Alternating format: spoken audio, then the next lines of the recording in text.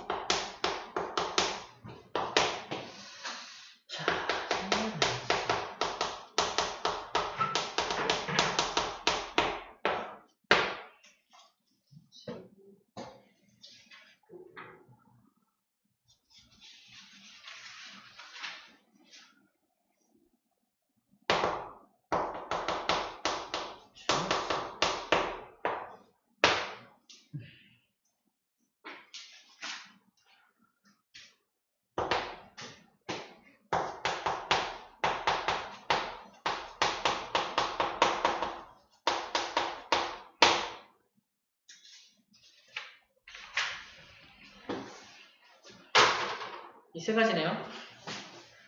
저 세 가지. 자, 여기는 PPT로 빠르게 진행을 하면 될 것 같아요. 뭐라고 PPT죠? PDF?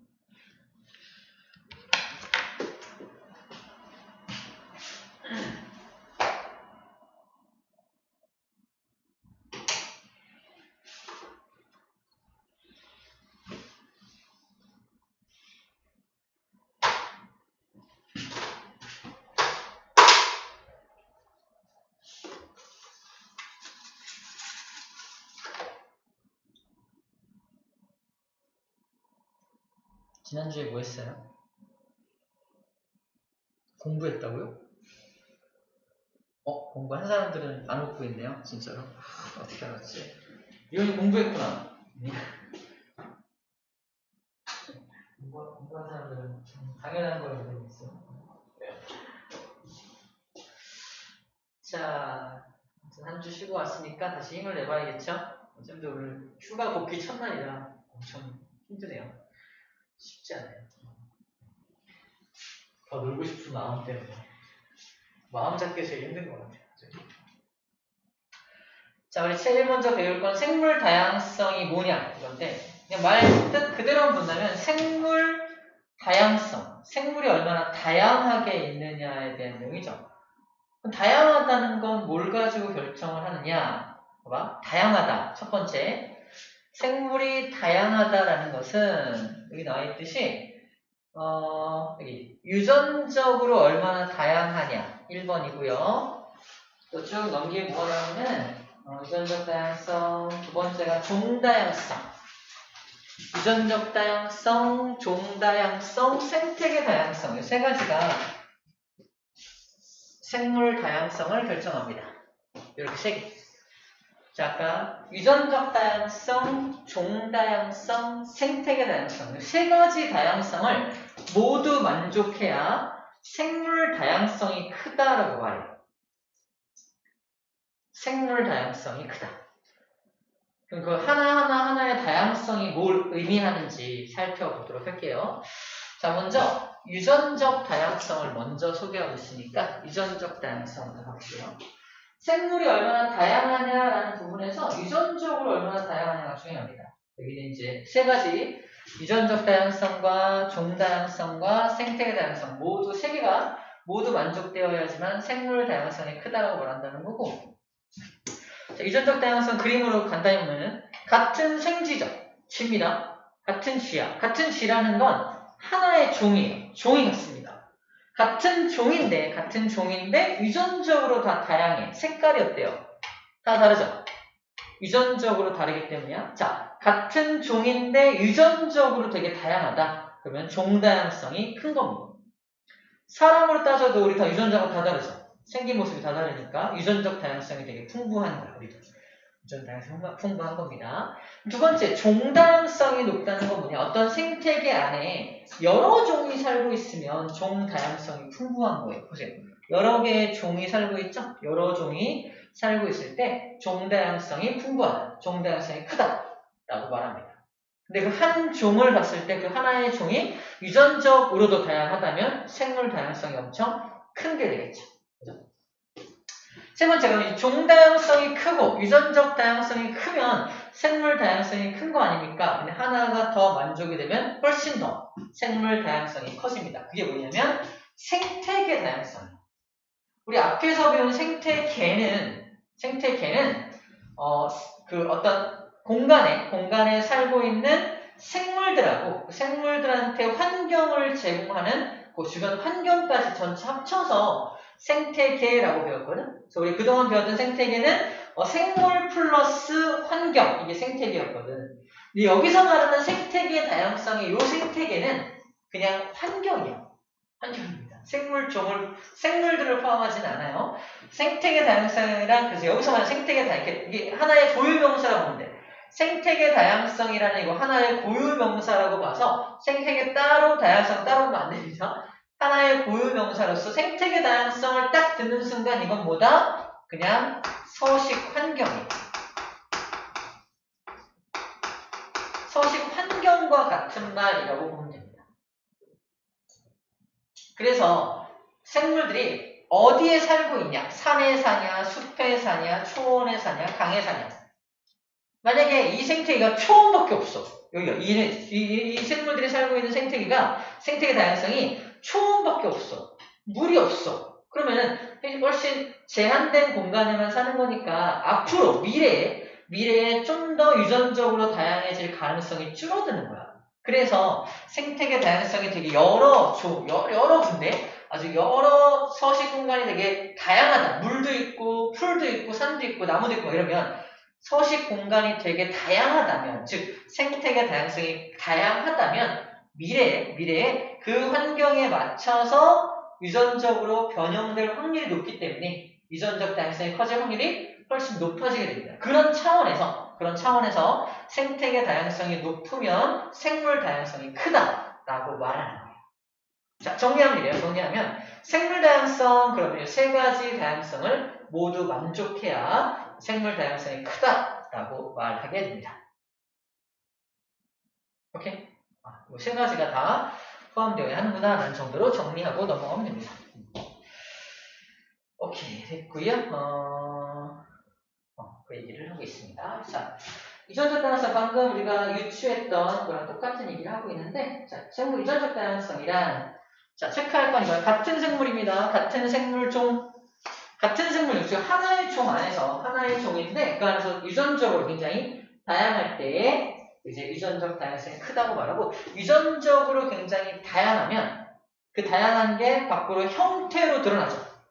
그 유전적으로 다양한 유전자를 갖고 있으면 그 유전자가 쟤랑 나랑 유전자가 다르면 드러나는 형태가 다르죠. 형태를 형질이에요. 형질. 다양한 형질이 나타납니다. 자, 서로 다른 유전자를 갖고 있으면 어떻게 된다? 그거에 맞춰서 다양한 형태와 성질, 즉 형질이 나타나게 됩니다. 자, 이럴 때 우리는 유전적으로 다양하다라고 표현을 하게 돼요. 자, 하나 예를 들고 있네요. 터키 달팽이입니다. 다 똑같은 터키 달팽이 한 종이야. 한 종인데 이 껍데기의 무늬, 그리고 색깔 좀 다르죠? 껍데기의 무늬와 색깔이 다 다른 이유가 뭐다? 유전적 다양성 때문인 거지. 그러니까 유전자가 다르기 때문에 그거에 맞춰서 형태와 성질, 즉 형질도 다르게 나타났다라고 말할 수 있으면 됩니다. 터키 달팽이는 유전자가 다르기 때문에 형질이 다르게 나타난 겁니다. 유전적 다양성이 되게 풍부하네요. 라고 말할 수 있다는 거지. 자, 마찬가지로 체프먼 얼룩말. 같은 얼룩말인데 이 얼룩말 줄무늬의 모양이 완벽하게 똑같지는 않겠지. 줄무늬의 모양이 조금씩 다른 이유도 유전적 다양성이 다르기 때문입니다. 유전적 다양성이 풍부하기 때문이라는 거죠. 자, 그리고 무당벌레가 있다면 무당벌레도 마찬가지로 유전적 다양성이 풍부하기 때문에 그 줄무늬? 껍질이었나? 껍질? 무당벌레 껍질 부분에 그 모양이 다 다르게 나타나게 됩니다. 자, 유전적 다양성이라고 볼 수 있겠죠. 자, 뭐 다 알고 있는 얘기인데, 자, 이거 체크하면 되겠다. 잠깐만. 유전적 다양성이 크면 뭐가 좋냐? 바로 중요성인데요. 요 얘가 나옵니다. 자, 유전적 다양성이 크다. 아까 그 달팽이를 한번 떠올려봐. 달팽이. 껍질의 모양이 다 다르죠? 껍질의 모양만 다른 줄 알았더니 유전자가 조금씩 다른 거잖아. 다시 껍질의 모양이 다르네? 그럼 유전자가 다르겠네. 유전자가 다르면 껍질의 모양만 결정하는 게 아니라 유전자가 다르면 그 생명력에도 문제가 생길 수 있어요. 생명력도 다를 수 있습니다. 다시 말해서 그 터키 달팽이들이 살고 있는데 갑자기 어마어마한 찬바람이 막 불어. 한파가 몰아쳐. 온도가 뚝 떨어져. 그럼 모든 달팽이가 죽냐? 아니야. 추운 걸 좋아하는 달팽이가 있다고. 그 중에 유전자가 달라서 드디어 내 세상에 왔어! 이런 애가 있단 말이에요. 걔가 살아남아서 그 다음 자손을 또 남길 수가 있겠죠? 유전적으로 다양하면 이게 가능하다는 거예요. 유전적으로 다양하면 걔가 다음 세대를 또 거듭해서 낳을 때 유전적으로 다양한 집단이 유전적으로 다양하지 않은 집단보다는 다음 세대를 계속해서 남기는데 유리하다 이런 말을 하는 겁니다. 그렇지 못한 예를 하나 들어볼게요. 자, 이게 씨가 없는 바나나고요. 얘가 씨가 있는 바나나. 어서 생각보다 빨리 안 해도.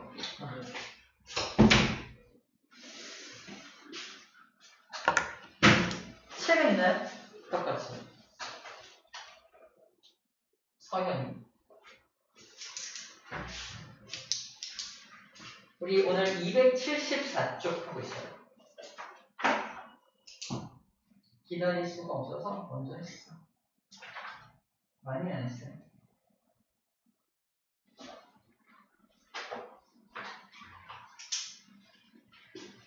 자, 서현이 일단 바나나 얘기부터 들읍시다. 서현이에게 바나나를 줄게요. 자, 원래 세상에 존재하는 바나나는 이 바나나입니다. 씨가 있는 바나나. 여러분들 바나나 먹다가 씨 씹어본 적 있어요? 없죠. 우리가 먹는 바나나는 다 씨가 없는 바나나를 먹고 있어요. 우리가 흔히 먹는 바나나라고 되어 있죠? 근데 씨가 없습니다. 이거 어떻게 한 거냐면 사람들이 인공적으로 무성생식 방법으로 바나나를 만들어내는 거예요. 무성생식 방법. 무성이 뭐냐면 이런 거야. 여러분들 스투키 같은 거 키워. 스투키 알아요? 식물인데 또는 다육식물 이런 것들 몸이 툭 떨어지면 바닥에 떨어지면요 거기서 또 하나의 생명체가 자라는 거예요. 이게 무성생식 방법 중에 하나거든요. 이게 뭐냐면 암수가 따로 있는 게 아니라 하나의 개체인데 자기 몸의 일부를 떨어뜨려서 또 하나의 개체가 자라는 거예요. 영양생식 방법이라는데 그런 방법으로 바나나를 키운 거야. 이거의 문제점은 뭐냐면 부모가 가진 유전자를 그대로 물려봤어요. 똑같아. 완전 똑같아. 상상하기 싫겠지만 쌤 하나의 손가락을 살짝 잘라서 옆에 떨어뜨려서 나와 똑같은 사람이 자라나. 얘는 별로 안 좋아하겠지? 나랑 똑같으니까 미안하다. 그래서 어쨌든 이렇게 자라면 얘와 나의 유전자는 어때요? 완전 똑같은 거거든. 이걸 무성생식 방법이라고 해요. 무성생식. 그래서 무성생식 방법으로 하면은 유전자가 다 똑같아. 유전자가 다 똑같으면은 유전적 다양성이 높지가 않은 거야. 유전적 다양성이 낮은 거죠. 아까 말했듯이 유전적 다양성이 높을 때 환경이 환경이 막 변했을 때 유전적으로 굉장히 다양한 생물들이 살고 있다면 그 중에서 환경 변화에 적응해서 살아남는 놈이 있을 수 있다는 거야. 하지만 이렇게 얘네처럼 모두 똑같은 유전자를 갖고 있다면 환경 변화가 오면은 모두 멸종할 수 있습니다. 그래서 얘 같은 경우는 급격한 환경 변화가 찾아오게 되면은 다음 자손을 낳기가 어려워질 수 있다는 거예요. 다음 세대를 거듭하기가 어려워질 수 있다는 겁니다. 자, 유전적 다양성이 거의 없죠, 얘는. 한 종이니까. 그래서 변이가 적을 거고, 그래서 여기 나와있죠? 급격한 환경 변화가 찾아왔을 때 멸종될 가능성이 높습니다. 완벽하게 다 죽어버릴 수 있어요. 그래서 이 다음에는 우리가 아예 바나나를 못 먹을 수도 있습니다. 다 멸종했어요. 우리가 이런 바나나만 좋아하다가는 앞으로 바나나를 못 먹을 수도 있는 거야. 급격하게 환경이 확 변해서 모든 바나나 멸종해버리면 더 이상 못 먹을 수 있습니다. 현재는 먹고 있지만. 자, 원래 바나나는 뭐였냐? 씨가 있는 바나나가 원래 바나나예요. 야생 바나나. 암수 생식세포를 이용해서 합니다. 다른 말로 유성생식으로 번식하는 게 원래 바나나입니다. 원래 대부분의 생물들이 유성생식으로 생존을 하죠. 유성생식으로. 암수가 따로 있죠, 원래는. 그래서 암수가 따로 있는 이유가 유전적으로 굉장히 다양한 개체가 만들어져요. 우리도 정자와 난자라고 하는 성이 있는 것으로부터 출발하고 유성생식의 어떤 그런 유성생식으로 하는 게 사람이기 때문에 유전적으로 굉장히 다양한 어떤 그런 생물이 만들어지게 됩니다. 정리하면 유전적 다양성이 높아질 수밖에 없겠죠. 정자와 난자 유전자가 합쳐지니까 유전적 다양성이 높아질 수밖에 없고요. 그러므로 급격한 환경 변화가 찾아왔을 때 살아남는 개체가 있을 가능성이 높다. 즉 세대가 거듭하더라도 살아남을 수 있다라는 얘기를 하고 있는 겁니다.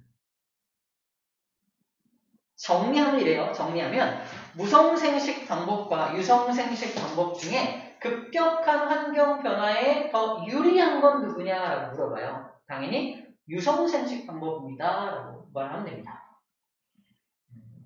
유성생식 방법이 더 유리하게 되는 거고. 그래서 옛날에 아주 오래전 생물들은 거의 대부분 무성생식 방법으로 생식을 했어요. 암수가 없었어. 그래서 세균 같은 거 다 이분법으로 막 이렇게 무성생식으로 번식을 하거든요. 이것의 장점은 굉장히 빠르게 번식할 수 있다는 장점이 있지만 급격한 환경 변화가 왔을 때 모두 멸종할 수 있다는 그런 치명적 단점이 있었기 때문에 빨리 번식할 수는 없지만 계속 오랫동안 자신의 종을 유지할 수 있는 방법 무엇? 유성생식 방법으로 차차 진화되어 갔다라고 생각하면 될 것 같습니다. 쌤의 강의는 어쩔 수 없이 진화론에 기반을 둔 강의를 할 수밖에 없어요. 혹시 종교적으로 부딪히더라도 이해해 주기 바랍니다. 쌤도 많은 갈등을 했어요. 하지만 일단은 시험에 적합한 어떤 그런 가치관을 좀 가지고 나중에 이제 아닌 건 아니고 긴 건 긴 거로 이렇게 해도 돼요. 아시겠죠? 자, 어쨌든 진화론적 관점에서 이렇게 진화해 왔다라고 설명을 하고 있는 겁니다. 자, 지금 방금 설명한 게 이거예요. 지금 방금 설명한 게 유전적 다양성이 왜 중요한지에 대해 설명한 겁니다. 즉, 결론은 환경 변화에 유리하다. 이게 포인트입니다. 환경 변화에 유리합니다. 유전적으로 다양하면 환경 변화에 유리해요. 환경 변화로도 더 잘 살아남을 수 있어요. 이게 포인트가 됩니다. 자, 시험에 나오는 하나의 예를 들어볼게요. 아일랜드 대기근입니다. 아일랜드라는 나라에 대기근이 찾아와요. 대기근이 뭐냐면요.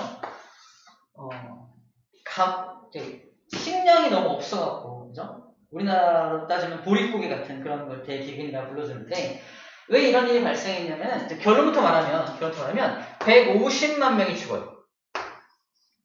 이 150만 명이 장난이 아닐 수입니다. 150만 명. 150만 명. 어느 정도라고 해야 될까? 150만 명. 어느 지역의 인구 정도 하면 텐데 인구를 내가 못 외우고 있었고 150만 명은 어마어마한 숫자입니다. 150만 명이 죽었어요. 굶어 죽었다는 얘기야. 아일랜드라는 나라에 150만 명이 굶어 죽을 정도의 대기근이 왜 찾아왔냐? 감자 때문이야. 감자. 1800년대에 아일랜드는 품종 개량으로 인해 동일한 종류의 감자만을 키우고 있었다. 이게 무슨 말이냐면 1800년도 이전에는 감자도 키우고 감자도 종류가 되게 많아요. 감자도 A 감자, B 감자, C 감자, 눈을 감자. 눈 안 감고 어떻게 할 수 있지? 우리가 보는 감자 되게 많죠. 네, 여러 종류의 감자를 키우고 있었어요. 그리고 감자 말고 뭐 당근도 키우고 뭐 곡식들 다른 거 겨도 키우고 그죠? 보리도 키우고 여러 개를 심고서 걔네들을 수확해서 먹고 있었는데 이 자꾸 시간이 갈수록 벼를 키웠던 사람들은 그 해의 기후에 따라서 수확량이 이만큼밖에 안 돼. 이거 갖다 겨울을 놔야 돼. 조금만 돼, 조금씩. 되게 좀 굶어 죽진 않지만 되게 넉넉하지 못하게 먹고 겨울을 납니다. 근데 감자를 키운 사람들은 엄청 나오는 거야. 그래서 겨울 내내 먹고도 남아요. 남아서 막 다른 사람 나눠주고 막 그래요. 그럼 그 다음 해에 고민합니다. 벼를 키웠던 사람들은 올해는 뭘 심지? 그럼 뭘 선택하기 쉬울까? 나도 감자를 키워야겠다. 그죠? 이렇게 겨울마다 배고플 수는 없잖아. 그지? 그래서 감자를 키워야겠다. 이런 식으로 자꾸 수확량이 많은 감자 쪽으로 치우쳐간 거예요. 다른 작물들을 버리고, 다른 작물을 안 키우고, 이거를, 하나의, 단일 품종이라는데, 하나의 품종만을 키우게 되는 현상으로 가게 된 겁니다. 그래서 문제가 생긴 건데, 그래서 모든, 1800년에 대해서, 그래서 모든 집들이 다 감자만을 키우게 되었다라고 보면 돼. 다 감자만을 키우게 되는. 근데, 문제는 언제 발생해? 1847년이야. 이때 무슨 일이 발생하냐? 감자잎 마름병이 유행하게 됩니다. 감자잎 마름병이라는 병이 걸려서 모든 감자가 전멸해 죽어요. 모든 감자가 농사가 안 된 거야. 수확한 게 있어 없어? 수확한 게 없겠지. 모든 사람들이 먹을 게 하나도 없는 거야. 그렇게 겨울을 나야 돼. 어떻게? 150만 명이 죽게 됐다. 만약에 모두 감자를 키우지 않고 그래도 나는 쌀이 좋아. 그래서 그래도 나는 쌀을 키우려고 했어요. 겨울을 키웠던 사람이 있다면 다른 집들이 굶어 죽어갈 때 어땠을까? 자기도 좀 죽지 않을 정도만 남겨놓고 좀 나눠줘서 다른 사람들을 살릴 수 있지 않았을까? 같은 이유로 같은 방법으로 당근을 키웠던 사람 또는 다른 보리를 키웠던 사람이 그래도 남아있었다면은 감자가 싹 멸종하더라도 다른 사람들의 도움으로 그 해에는 좀 살아남을 수 있지 않았을까? 이런 단일 품종 재배, 하나의 품종만을 재배함으로 해서 이러한 아주 나쁜 경우의 예가 생겨났다는 거지. 이게 뭐의 예가 되냐면 아까 유전적 다양성, 종 다양성에서 종 다양성에 대한 종 다양성. 종을 여러 종을 키우면은 하나의 종이 멸종하더라도 다른 거 가지고 살면 되잖아요. 근데 단일 품종, 하나의 품종만을 가지고 하면은 이런 일이 발생할 수 있다라는 걸 예를 들어서 얘기해주고 있는 겁니다. 그죠? 그런 일이 실제 있었던 일이고, 그래서 우리는 종 다양성을 계속해서 키우기 위해서 노력을 하고 있는 겁니다. 자, 종 다양성을 좀 더 자세하게 볼게요. 자, 두 번째 페이지입니다. 종 다양성. 자, 생물 종의 다양한 정도를 종 다양성이라고 불러주고요. 볼게요. 이 그림만 잠깐만 보면 이제 표를 봐봐. A라고 하는 가라는 숲이 있고요. 나라는 숲이 있습니다. 가나 숲이 있는데 딱 봐도 어디가 더 종이 많아 보입니까? 종은 똑같나요? 종은 똑같네요. 여기도 4종. 신갈나무, 부산나무, 소나무, 자작나무 다 있죠? 세지 않았지만 지금 정리해놨네요. 나라는 숲에도 4개의 종이 살고 있어요. 다시 말해서 종의 수는 4개, 여기도 4개로 같습니다. 종의 수가 같아요. 자, 제가 말하고 싶은 건 종다양성의 정확한 의미가 뭐냐면 여러 개의 종만 살고 있다 해서 종다양성이 큰 게 아니라 종수가 둘이 같다 하더라도 골고루 그 종들이 골고루 살고 있을 때 종다양성이 더 좋다라고 말합니다. 다시 말해서 가숲과 나숲 중에 종다양성이 더 큰 곳은 어디냐라고 물어본단 말이야. 그때 여기도 4종이고 4종이네. 그럼 종다양성 똑같네. 이러면 안 된다고. 어디가 더 고르게 균등하게 분포되어 있느냐가 중요합니다. 체크해보면 어디 있냐. 고르게 분포 여기 있다. 고르게 분포하는 것. 가라는 곳이 고르게 분포하고 있죠. 고르게라는 말의 뜻은 얘는 여기에 치우쳤지. 나라는 숲에는 소나무의 개수가 훨씬 많고 나머지 되게 조금밖에 없잖아. 이런 것보다는 다 골고루 개체수가 골고루 분포되어 있을 때 훨씬 더 종다양성이 크다라고 보게 되는 겁니다. 같은 종의 개수이고 같은 개체수를 갖고 있다 하더라도 얼마나 더 고르게 분포하냐에 따라서 종다양성이 높다 낮다를 판단한다라는 거예요. 종만 많다고 해서 좋은 게 아니라 고르게 분포까지 해야 하는구나 라는 걸 체크해 보자는 겁니다.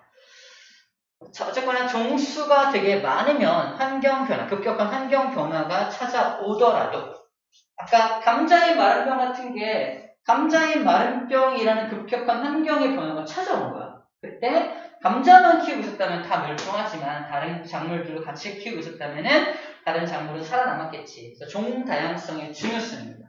종다양성의 중요성도 환경 변화에 더 유리하다라는 걸 하는 거예요. 종다양성이 높아야 좋은 이유도 환경 변화에 더 걔가 유리하기 때문이라는 거예요. 자, 그렇게 정리해 주면 되고, 요 표는 시험 문제에 꼭 나옵니다. 꼭 나와서 어디가 더 종다양성이 높냐라고 물어보거든요. 그것들은 잘 체크해주고 잊지 않았으면 좋겠네요. 자, 됐습니다. 마지막 생태계 다양성. 자, 생물 다양성이 크다는 건 우리 잠깐 복습할게요.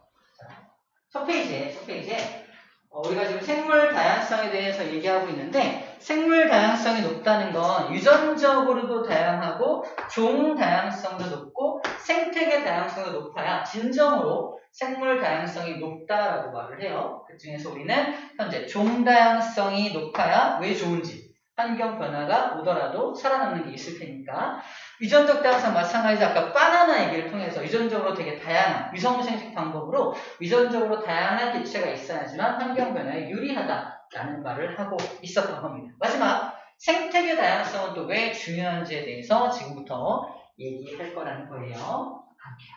생태계 다양성. 자, 생태계 다양성이란 아까 말했지만 뭐 열대, 우림, 갯벌, 습지처럼 생물이 살아가는 서식지가 다양할 때 생태계 다양성이 높다라고 말합니다. 그럼 생태계가 다양하다. 생태계 다양성이 높으면 종 다양성도 같이 높아지게 됩니다.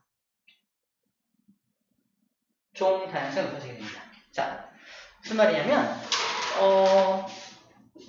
열대, 우림, 갯벌, 습지 만약에 한 공간에 이 세 가지 생태계가 함께 있다면요. 여기에서 살아남기 좋은 생물들, 여기 살기 좋아하는 생물들, 여기 살기 좋아하는 생물들이 모두 공존할 거 아니야? 생물들이 많이 공존한다는 건 생물 다양성이 높아지는 거지. 생물 다양성이 높아지는 거고, 두 번째, 내가 열대 우림에만 살고 있었는데 옆에 보니까 갯벌이 있어요. 어때요? 호기심이 나죠? 생물의 입장에서. 그래서 자꾸 갯벌로 왔다 갔다 하다 보니까 짠물이 막 있고 막 그래요. 그지? 그래서 물도 많고. 그래서 거기로 왔다 갔다 하다 보면 진화론적으로 봤을 때 미래에는 거기와 여기로 왔다 갔다 할 수 있는 새로운 종이 생겨날 가능성도 생겨난다는 겁니다. 즉, 새로운 생물종, 새로운 유전자가 나타날 수 있다는 어떤 가능성이 제시되는 거예요. 그래서 생태계가 다양해질수록 종 다양성과 유전적 다양성도 함께 높아질 확률이 높아진다는 거지. 그래서 생태계 다양성이 높을 때도 우리는 생물 다양성이 높다라고 말을 하게 된다는 겁니다. 이해되죠? 그래서 생태계 다양성이 높은 것도 생물 다양성 그래서 포함이 되는구나 라고 말할 수 있습니다. 그러니까 가장 생물 다양성이 높은 곳을 찾아라 이런 게 나오거든요. 잠깐만요. 자, 체크 이거. 열대우림, 갯벌, 습지 중에서 우리 그냥 상식적으로 이 세 개 중에서 어디가 생물이 제일 많이 살 것 같아요? 써니 말해봐. 열대우림? 쌤은 이렇게 생각해. 쌤은 여기가 육지도 있고 물도 있네. 여기도 육지하고 물이 있네. 그러니까 여기가 훨씬 생물 다양성이 높지 않을까? 육지에 사는 생물과 바다에 사는 생물이 함께 있으니까. 근데 아닙니다. 상식을 좀 깨는 거야. 열대우림을 못 따라. 저거 정글, 밀림만 이렇게 말하잖아. 제가 체크할게요. 가장 높다. 이거 이용해서 문제 낸다는 거야. 가장 높다. 어디가? 열대우림입니다. 열대우림이 1등이야. 열대우림이 가장 생물 다양성이 높습니다. 종 다양성이 가장 높아요. 종 다양성이 가장 높고요. 그 다음에 쌤이 말한 상식대로 여기 두 가지 생태계가 두 가지 자원이 공존하는 물 자원, 육지 자원이 함께 공존하는 이런 곳이 그 다음이라는 겁니다. 그 다음이라는 거야. 저기 상대적으로 높다. 이 키워드 있죠. 제일 높다라는 키워드가 나와 있고요. 상대적으로 높다. 이거 여기서 문제 낸다는 거. 이거 공부 안 하는 사람은 이거 더 많을 것 같은데? 쌤처럼. 여기가 더 자원이 두 개나 있으니까 더 많지 않을까? 열대우림보다 많지 않을까라고 착각한다는 거지. 그걸 이용해서 공부 안 하는 사람 틀리라고 문제를 낸다는 겁니다. 열대우림 못 이겨요. 열대우림 못 이깁니다. 절대 못 이겨요. 오케이. 이거 체크해주면 되겠습니다. 됐습니다. 시험에 잘 나오는 내용들 체크해줬고요. 자, 이 내용은 서로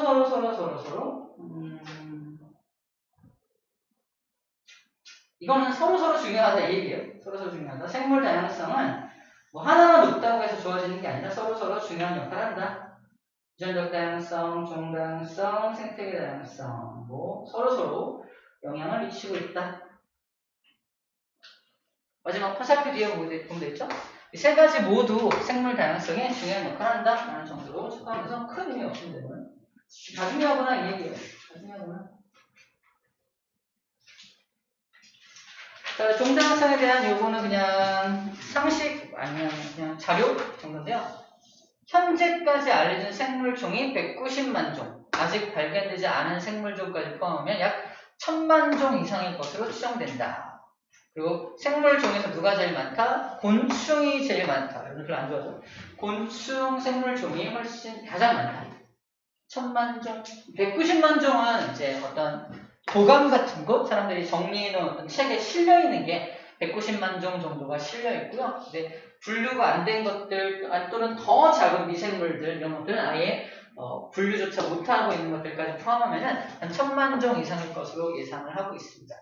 다시 말해서 할 일이 되게 많다는 거예요. 아직도. 이 생물 분류학적으로도 아직도 해야 될 게 되게 많다는 얘기를 하고 있는 겁니다. 쌤도 이쪽에 있어서 분류 계통의 친구들을 많이 알고 있는데 늘 바빠요. 늘 바쁘고 늘 새로운 게 나타나고 그렇다고 합니다. 자, 이런 이유 때문이겠죠. 아직 발견되지 않은 것들, 또는 분류되지 않은 것들이 많기 때문이겠죠.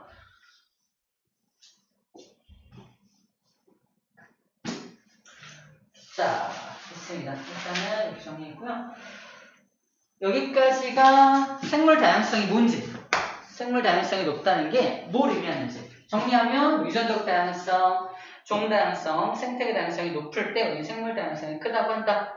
이러이런 부분에서 중요하게 시험 문제에 출제가 되고 이런 거 헷갈리지 않게끔 정리해야겠구나 라는 정도가 되겠습니다. 지금부터 말할 거는 왜 중요하냐?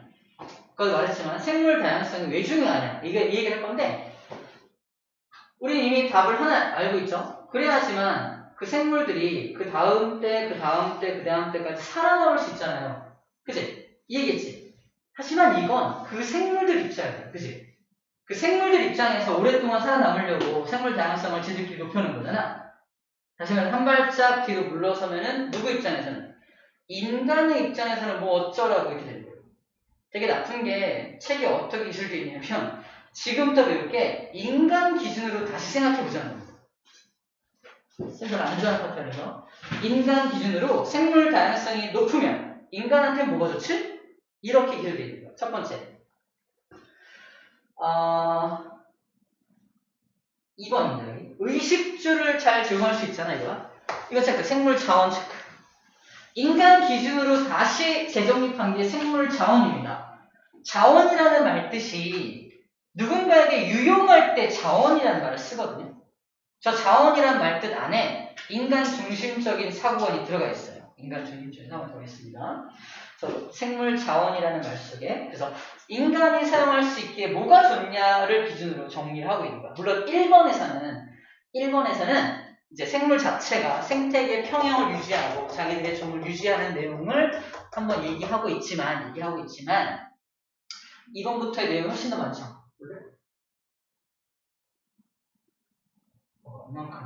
이만큼이네요.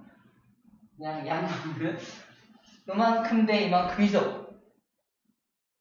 그림이 있어요, 그런가? 아무튼 이렇게 좀 더 강조하고 싶은 건 자원으로서의 가치를 강조하고 있다는 겁니다. 공부할 건 뭐냐면 생물 다양성이 높으면 자원으로서 우리가 뭐가 좋지? 이런 거예요.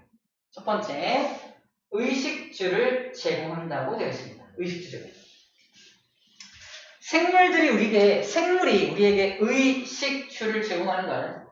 의식주. 먹을 거를 제공하는 거 알겠죠?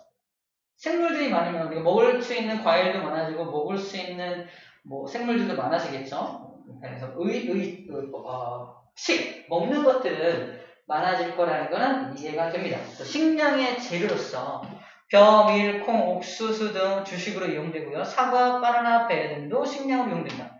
종이 종이 많으면 많을수록 더 많은 먹을거리가 있을 테니까 인간의 입장에서 좋을 것이다 라는 거고요. 입는 거. 이 목화가 뭐냐면 목화에서 실을 짜가지고 만든 게 면이죠. 목화가 면이거든요. 면 소재의 옷감입니다. 그래서 목화는 면섬유고요. 양털 가지고 만든 게 양털 가지고 만든 게 양모고요. 우리 양모 갖다가 옷 있나요? 양털로 만든 옷 있나요? 우린 잘 안 입는 것 같아. 이거는 많이 쓰죠. 누에고치에서 실 짜가지고 그거 갖다 만든 게 비단이죠. 비단을 다른 말로 명주라고도 하는데 주로 우리는 보자기나 그죠? 이런 거 한복 같은 거 이런 거 만들 때 명주를 많이 만들어요. 아무튼 그렇고요. 그래서 이런 목화, 양, 누에 등등 생물 종이 다양하면 다양할수록 그로부터 뽑아낸 실의 종도 다양할 거고 그럼 당연히 더 많은 소재, 많은 종류의 옷감들이 만들어질 수가 있겠네요. 옷도 여러 종류를 만들 수가 있겠죠. 요즘에는 뭐 입고 싶지 않겠지만 거미줄을 가지고 그걸 소재로 해갖고 이제 옷감을 만들어서 하기도 한다고 합니다. 스파이더맨 입는 그런가? 아니겠죠? 아니겠죠. 아무튼 옷감이 여러 개가 나올 수 있다. 그래서 의복의 재료가 될 수 있다는 거 이해가 되죠? 마지막 주택 재료. 생물이 다양하면 주택의 재료가 다양해진다. 주로 나무를 말하겠어. 주로 나무. 또 풀. 나무를 이용해서 집 짓는 건 알겠는데 풀은 뭐야? 풀 가지고 집을 짓나요? 풀로 집을 짓나? 풀집? 풀은 뭐지? 거긴가 보다. 왜 원주민들이잖아요. 그 사람들은 나뭇가지, 풀 가지고 이렇게 집 짓는 거 같죠? 그런 집을 말하는 것 같아요. 우리 현대 건축에서 풀을 이용하는 경우는 많이 없죠? 근데 이제 그런 원시적인 부족들을 말하는 것 같아요. 풀 같은 경우는. 어쨌든 생물 다양성이 높으면 이런 의식주의 재료 제공을 여러 개 더 많이 할 수 있으니까 좋겠다 얘기하는 거고요. 두 번째, 의약품의 원료인데 이거 시험 문제에 꼭 나오는 것들입니다. 보세요. 의약품 원료. 옛날에 버드나무 껍질을 아프면 버드나무로 달려가서 버드나무 껍질을 벗겨가지고 씹어 먹어요. 우거우거. 그러면 아픈 게 가라앉아요. 이게 무슨 작용이 있냐면 해열, 진통 작용이 있습니다. 해열이라는 말은 열을 내려주고 진통이라는 것은 아픈데 덜 아프게 만들어주는 거지. 해열 진통 작용이 버드나무 껍질 안에 있습니다. 이걸 나중에 알아낸다. 근데 버드나무 껍질의 문제점 뭐냐면 되게 역해요. 구토가 나요. 토합니다. 그걸 참고 이기고 먹어야 해열 진통 작용이 있는 거예요. 그래서 이 버드나무 껍질에 있는 성분을 그대로 유지하면서 구토가 나는 성분만 좀 없앨 수 없을까? 하면서 처음으로 아이디어를 내서 구토를 일으키는 부분들을 화학적으로 뜯어내고 더 맛있게 만들어내서 의약품으로 만들어내는 게 최초의 합성 의약품입니다. 걔가 바로 그 유명한 아스피린이야. 나오죠? 뭐 나오죠? 버드나무 어디있죠? 여기다. 버드나무 알겠죠? 버드나무는 뭐다? 아스피린의 원료입니다. 아스피린. 제일 많이 나오는 게 이제 버드나무 껍질이 제일 많이 나오고요. 그 다음에 푸른 곰팡이, 주목, 호박. 이거 다 안 나오는 게 없어. 다 나. 모두 다 암기가 필요합니다. 버드나무 껍질은 오늘 처음 들은 사람은 이걸 또 암기하겠지만 되게 많이 나왔던 얘기고요. 이 푸른 곰팡이도 많이 배웠던 내용이에요. 푸른 곰팡이. 이건 뭐냐면 과학자 이름 까먹었다. 누구였죠? 알고 있나요? 아무튼 어떤 과학자가 배지에다가 세균들을 키우고 있었는데 똑같은 환경에서 세균들을 쭉 키워서 어느 환경에서 또는 어떤 조건을 관리하면 세균이 더 잘 증식하는 거 이런 실험을 하고 있었는데 우연히 어떤 곰팡이가 배지에 뚝 떨어진 겁니다. 알고 보니까 푸른 곰팡이였어. 근데 푸른 곰팡이가 떨어진 곳 주변에 주변에 세균들이 자라지 못하고 다 죽어나가는 현상을 발견합니다. 푸른 곰팡이에서 나온 어떤 물질이 세균의 번식을 억제한다는 걸 우연히 알아낸 거예요. 우연히. 아주 우연한 기회에 알아내게 됐어요. 그래서 2차 세계대전 때 이 페니실린이라는 걸 개발해냅니다. 페니실린. 푸른 곰팡이 추출물이야. 쉽게 말하면. 푸른 곰팡이 추출물로서 이거를 이용하면 세균의 번식을 막을 수가 있는 겁니다. 그러면 이 푸른 곰팡이 추출물, 즉 페니실린이 개발되기 이전으로 한번 돌아가 볼게요. 1차 세계대전. 그때는 페니실린 따위 없었습니다. 그때 총을 맞았어. 빵! 손에 총 맞았어. 어떻게 될까요? 치료하면 되겠죠. 지금은 치료하면 되는데 옛날에 어떻게 했어요? 세균이 번식해, 세균. 이 세균 번식을 막을 수 있는 방법이 없습니다. 두 가지 방법이 있어요. 두 가지 방법. 그 당시에 술을 부어요. 알코올을 콸콸콸 부어갖고 소독하는 방법. 독주를 먹는 방법. 그죠? 두 번째 방법은 뜨거운 칼 같은 걸 뜨겁게 달궈가지고 막는 방법. 뜨거운 열에 의해서 세균이 어느 죽으니까. 하지만 몸속으로 침투된 세균까지 죽일 수 있을까? 그러지 못했겠지. 그지? 이 두 가지 방법으로 해결이 안 됩니다. 그래서 몸속으로 세균이 번식해 가면요. 썩어 들어가요. 썩어 들어가기 전에 어떻게 해야 되잖아? 자릅니다. 그리고 자르자마자 그 뜨거운 열로 해서 세균이 더 이상 번식하지 못하게 막아야 돼. 그래서 당시에는 팔 없고 다리 없고 했던 사람들이 그렇게 많았던 거예요. 세균 때문에. 근데 페니실린 개발되고 나서는 세균이 번식하려고 그러면 뭐 맞으면 돼? 주사 맞으면 돼. 페니실린 주사 맞으면 더 이상 세균이 번식하지 못해요. 우리가 먹고 주사 맞는 무엇? 항생제가 바로 저거예요. 항생제. 아프면 항생제 주죠. 항생제 일단 처방할게요 이러잖아. 저렇게 나옵니다. 최초의 항생제가 바로 저 페니실린이야. 물론 저 한 가지 종류만 있으면 또 항생제에 대한 내성이 있기 때문에 다른 또 항생제들이 개발돼서 되게 여러 가지 항생제가 현재 개발되어 있는 거고요. 최초의 항생제는 이 페니실린이었다는 거야. 작동 방법은 되게 간단해요. 쟤는 세포벽 합성을 억제합니다. 세포벽. 자, 세균하고 우리의 차이점 뭔지 알아요? 우리는 동물 세포이기 때문에 세포벽이 없다. 세균은 세포벽이 있어요. 그래서 얘가 또 다른 세균을 만들어내려면 세포벽을 합성을 또 해야 돼. 그래서 또 다른 세균은 두 개가 되는 거야. 또 세포벽을 합성해야지만 4개로 이렇게 번식하는 거거든요. 근데 제가 세포벽 합성을 억제한단 말이에요. 얘는 번식할 수 있어 없어? 번식을 못해요. 혼자 여기서 남아있다가 나중에 굶어 죽거나 늙어 죽는 겁니다. 근데 쟤를 우리가 주사를 맞으면 우리 세포들은 다 동물 세포잖아. 동물 세포는 세포벽하고 상관없으니까 전혀 무관해요. 동물 세포에는 영향을 끼치지 않고 세균만 죽이는 장점이 있는 겁니다. 대신에 우리 혹시 경험해 본 적 있나? 항생제 주사를 맞거나 항생제를 먹으면 설사를 해요. 경험해 본 적 있을 텐데 말 못하겠죠? 왜 그러냐면 우리 대장 속에 대장균이 있어요. 대장균. 우리가 공생관계에 있는데 대장균도 세균이잖아. 걔네가 죽어요. 항생제에 의해서 걔네가 죽어요. 대장균이 죽으면 대장이 제대로 된 기능을 못할 거 아니야? 그래서 설사를 합니다. 우리 어린아이들 같은 경우는 직방이에요. 항생제 먹으면 바로 설사. 우리들은 뭐 크게 안 그러는 것 같은데 어쨌거나 그런 원리가 숨어있다는 거 잠깐 얘기해 주는 겁니다. 어쨌거나 우리가 기억할 거는 푸른 곰팡이는 뭐다? 항생제인 페니실린의 원료가 된다는 걸 기억해내야 한다는 겁니다. 마지막.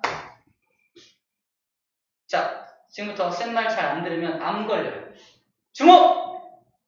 암기법이야. 주목은 항암제의 원료가 됩니다.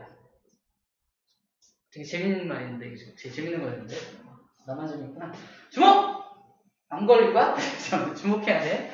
주목은 항암제의 원료가 됩니다. 주목의 열매가 이건데, 그냥 사진이 나와요. 사진 또는 텍스트만 띡 주고서 이게 뭐 하는 거기 물어봅니다. 단순 암기야, 사실. 단순 암기라서, 주목!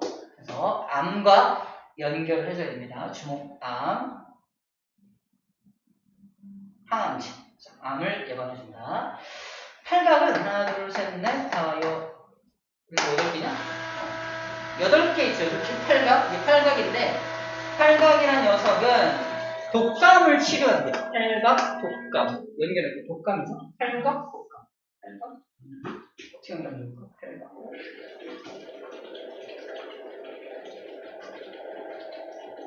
독감 주사를 여기 맞잖아. 팔에. 안 재밌나? 팔에 맞는 팔각은 독감 치료제에 연결해줘야 됩니다. 제일 잘 나오는 게 4가지.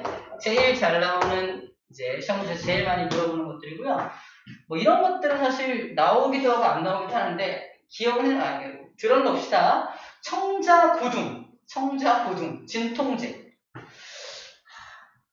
청자고둥 이게 뭐냐면 여러분들 경험도 해본 적 있나? 이게 뭐냐면 소라죠, 소라에 살 부분이 있고 그 안쪽에 이게 똥 부분, 또는 청자 부분이라 하잖아. 그 청자 부분도 어른들이 맛있다고 먹어요.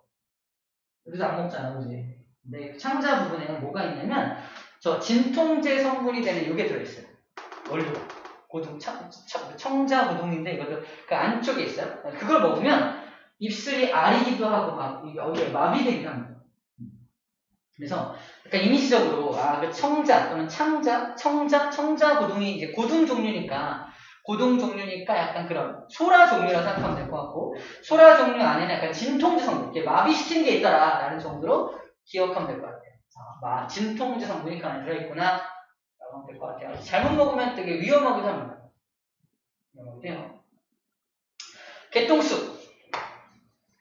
개똥쑥은 말라리아를 치료하는 말라리아 치료제.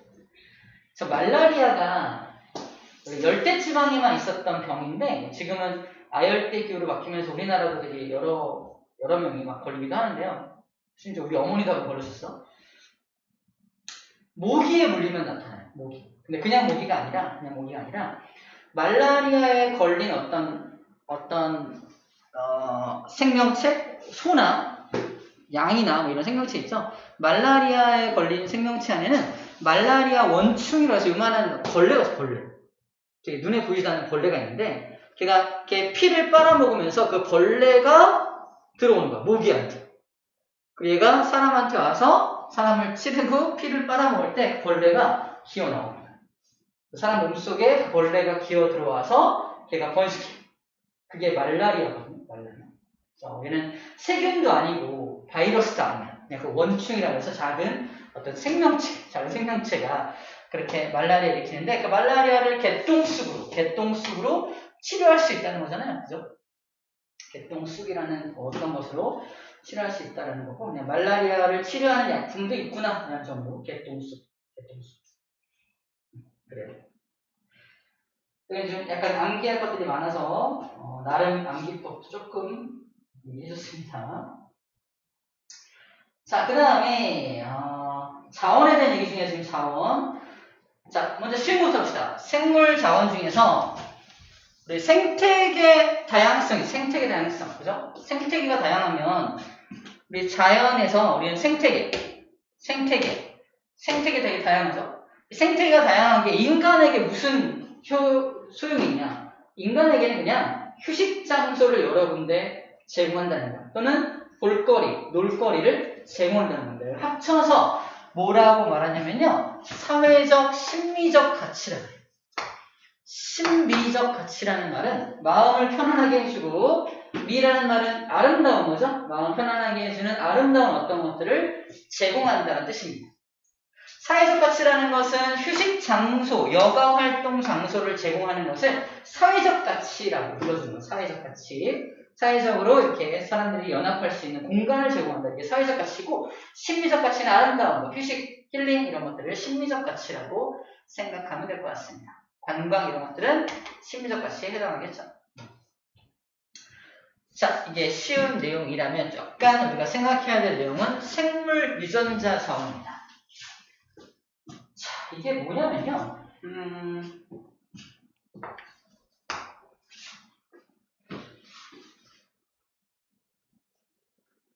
좀 쉽게 말하면 이런 거야. 쉽게 말하면 해파리 좋아해요? 별로 안 좋아하고 다들 안 좋아하는데 해파리. 우리 바닷가에 가서 수영하는데 해파리만 달라고 그러면 막 촉수를 쏘고 그러면 붓고 막 그래요. 해파리는 먹기도 좀 그렇고요, 그죠? 좀 그래요. 그래서 근데 가뜩이나 해파리가 있는데, 바다에 헤엄치는데 해파리가 있어. 걔가 막 반짝반짝 빛을 내. 가고 싶나요? 도망가고 싶지 않아요? 전기 나올 것 같고 그러잖아요. 그래서 해파리 중에서 빛을 내는 해파리 별로 안 좋아하죠. 그래서 만약에 인간이 그걸 너무 싫어해서 걔를 멸종시켰다고 써봅시다. 멸종시키면은 걔가 빛을 내는 원리도 알 수 없고요. 빛을 우리가 이용할 수도 없겠죠. 근데 생각을 좀 달리해서 걔를 계속 살게 만들어. 대신에 걔로부터 걔가 어떻게 빛을 내는지 DNA 구조를 파악해서 빛을 내는 구조라던가 헤엄을 치는 어떤 원리라던가 이런 것들을 DNA적인 차원에서 걔를 연구해내서 그 DNA, 빛을 내는 DNA를 만약에 어디다 삽입을 해. 그러면 걔는 빛을 내는 생물로 변할 거 아니야? 그치? 쥐인데 막 빛을 내. 그죠? 또는 모기인데 막 빛을 내. 잡기도 쉽겠네. 그죠? 아무튼 그래서 그런 식으로 그걸 응용해서 그 유전자 자원을 응용해서 우리가 원하는 어떤 것에 이렇게 삽입을 하면은 우리가 더 효과적인 또는 또 좀 더 풍성한 문화적으로 또는 문화적으로 뭐 재밌는 어떤 그런 것들을 만들어낼 수 있지 않을까 이런 겁니다. 그거를 유전자 자원이라고 해요. 유전자 자원 쉽게 말하면 그렇고요. 실제로 현재 이용하고 있는 것들은 이런 겁니다. 영화 있었는데.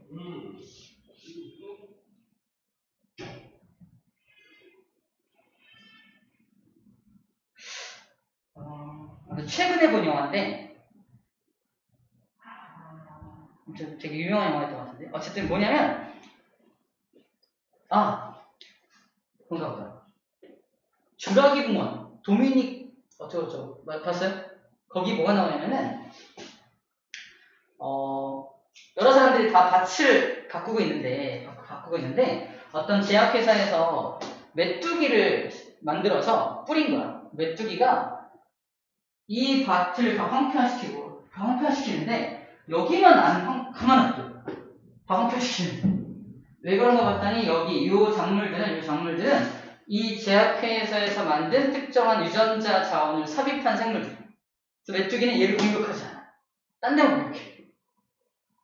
그래서 이게 뭐냐면 자기네가 만든 유전자 자원을 다 쓰라는 거지. 안 쓰면 메뚜기 때 보내서 다 죽이는 거지. 뭐 이런 거. 나쁘죠? 나쁜. 바이오신이라는 거. 아무튼 기억났어. 아무튼 바이오신이라는 거. 설정한 어떤 제약회사 이름이고요. 자, 그런 식으로 유전자 자원을 그 생물에게 삽입할 수 있는 기술이 현재도 있다는 거예요.